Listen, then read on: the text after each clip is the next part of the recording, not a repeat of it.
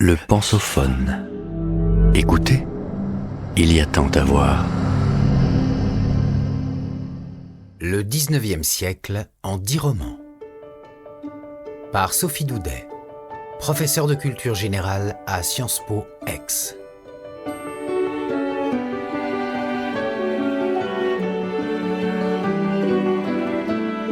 Épisode 1. Peut-on vraiment parler du 19e siècle au singulier ? Politiquement et culturellement, l'héritage de la Révolution française le domine et lui assure effectivement une certaine unité. Et pourtant, que de bouleversements en l'espace d'une centaine d'années. Tourné résolument vers l'avenir et guidé par sa foi dans le progrès, le 19e est avant tout celui des idées nouvelles. Culte de la science et des techniques qui lui sont associées, métamorphose du sujet en citoyen, développement de l'État libéral puis social, passage de la légitimité monarchique à la souveraineté nationale républicaine, laïcisation de la société, avènement du capitalisme industriel, conquête du monde au nom de la mission civilisatrice de l'Occident, essor de la presse et de la culture de masse. Le monde des arts se fait lui aussi l'écho admiratif ou critique de ces profonds changements. Témoin attentif des soubresauts de l'histoire, il veut également y tenir son rôle et mener ses propres révolutions. Les écoles ou cénacles esthétiques se succèdent. Romantisme, réalisme, naturalisme, symbolisme. Les genres littéraires s'entremêlent. Au théâtre, le drame réunit la comédie et la tragédie en poésie. Le vers s'allie à la prose et le roman, genre majeur du siècle, se conçoit comme une œuvre totale, concurrente du réel et du créateur lui-même. Le conte et la nouvelle, qu'ils soient à dominante sociale, historique ou fantastique, connaissent un succès grandissant. On n'a plus honte, comme au XVIIIe siècle, de lire ou d'écrire des romans. Le public se diversifie et se spécialise. Il y a désormais des romans destinés aux femmes, aux hommes et aux enfants, Jules Verne, la comtesse de Ségur, des romans d'aventure, d'amour ou d'analyse, Hugo, Balzac, Flaubert, d'histoire, Dumas, ou d'enquête policière autobiographique, Proust, ou populaire, Eugène Sue. Largement diffusés dans la presse sous la forme de feuilletons, ces romans sont la chambre aux échos des mutations sociales et politiques du siècle. Urbanisation, paupérisation de la classe ouvrière, culte de l'argent, consécration de la bourgeoisie et de ses valeurs de contentement, marginalisation des artistes. Ils y participent aussi en dénonçant les injustices et l'écrasement des plus pauvres. La plume est plus que jamais une arme, et il y a toujours des bastilles à prendre. La Troisième République l'a bien compris en offrant à Victor Hugo des obsèques nationales. 2 millions de personnes y assistent et se remémorent peut-être la préface des Misérables. Tant qu'il y aura sur la terre ignorance et misère, des livres de la nature de celui-ci pourront ne pas être inutiles.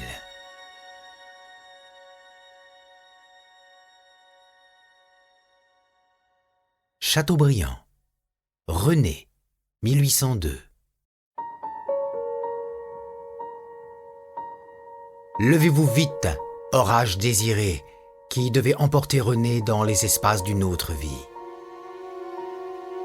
Toute une génération tremble de passion en lisant ces lignes, au point parfois d'en tirer la conclusion extrême du suicide. Chateaubriand a trouvé en effet les mots justes pour exprimer le désarroi et le mal de vivre de jeunes gens nés avant la Révolution, dévorés par le besoin d'absolu et de grandeur, mais condamnés à l'exil ou à une réussite mondaine et bourgeoise qui ne les satisfait pas.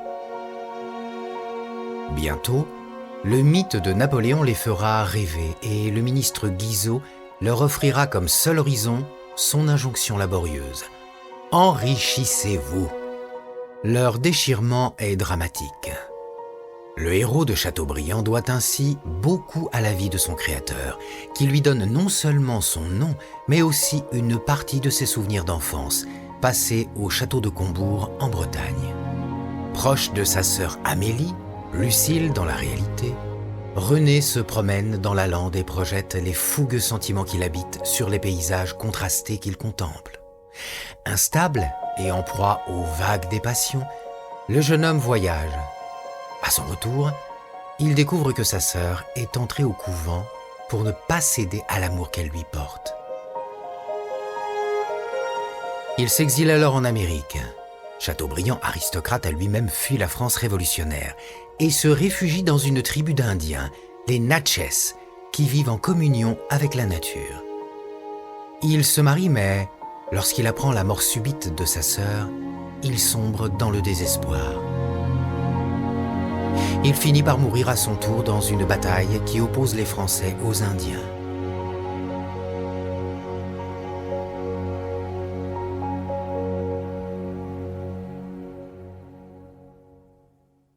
Partiellement autobiographique, le bref roman de Chateaubriand résume l'émoi de la première génération romantique, 1801-1830.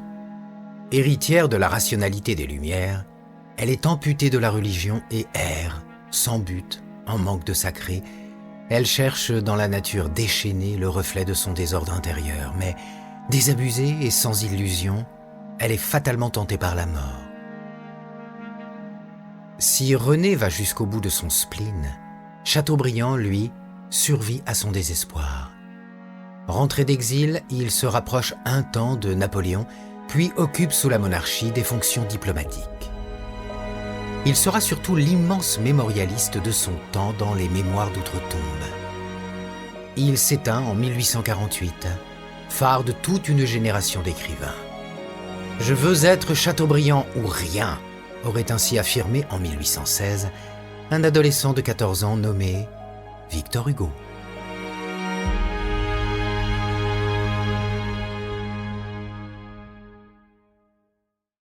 Stendhal, Le Rouge et le Noir, 1830.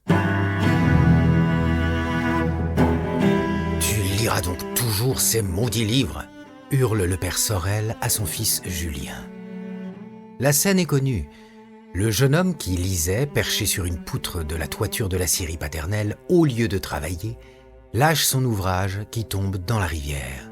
Les flots emportent le mémorial de Sainte-Hélène. Tout est dit dans cette scène inaugurale, à savoir l'inadaptation de jeunes gens élevés dans le souvenir glorieux de Napoléon et de ses campagnes militaires, à présent confrontés à la bien triste offre libérale du travail et de l'épargne. La reconnaissance du mérite et de l'ambition n'a eu qu'un temps, celle des débuts de l'Empire. Ensuite, avec la Restauration, la chape s'est vite refermée, étouffant les rêves héroïques de bataille et de destin. Restez donc à votre place, messieurs. La destinée de Julien Sorel sera forcément tragique. Puisqu'il ne veut pas travailler à l'usine et prendre la succession de son père, cet intellectuel raffiné et déjà déclassé n'a pas d'autre voie que la prêtrise, le noir. Celle de l'armée, le rouge, n'étant plus offerte. Il choisit d'être précepteur chez Madame de Rênal, autant dire domestique, ce qui l'humilie fort. Sa beauté et sa fougue font le reste. Il devient l'amant de cette belle femme, on les découvre, il entre au séminaire. Il devient le secrétaire du marquis de la Mole et l'amant de sa fille, Mathilde, qui désire l'épouser. Sous l'influence de son confesseur, Madame de Rênal envoie alors une lettre au marquis, accusant Julien d'être un ambitieux sans moralité. La Mole en tient compte et refuse l'alliance. Julien se rend alors dans l'église de Verrières et tire en pleine messe sur son ancienne maîtresse. Lors du procès, Mathilde et Madame de Rênal tenteront d'obtenir l'acquittement de Julien, qui sera malgré tout condamné à mort. S'inspirant d'un fait divers, Stendhal offre à son lecteur un roman qui crée un type de héros en même temps qu'il est un miroir social. Julien Sorel devient, comme plus tard Fabrice Del Dongo, le héros de la Chartreuse de Parme, le romantique par excellence. Cultivé et doué, ambitieux et idéaliste, grande et belle âme, il pense pouvoir échapper au poids des déterminismes de sa naissance et au blocage mesquin de la société mondaine. Incapable de supporter l'hypocrisie sociale et refusant de bassement jouer la comédie, il est condamné à l'insatisfaction et à l'incompréhension de ses pairs. Narcissique, il ne sait pas reconnaître l'amour que lui portent ses maîtresses. Comme son créateur, Julien veut à toute force un bonheur intense, par nature impossible à conserver. Brisé par l'ordre social, il aurait de toute façon dû affronter la désillusion de l'échec de toute vie. La mort le sauve peut-être d'une telle révélation. Flaubert prendra ainsi la suite de Stendhal dans l'éducation sentimentale, en soldant les comptes du romantisme. En voyant une mèche de cheveux gris s'échapper de la coiffure de celle qu'il a aimée, en vain pendant 20 ans, Frédéric Moreau saisira brutalement que l'amour ne survit pas au passage des années, ni à la mort des rêves de jeunesse.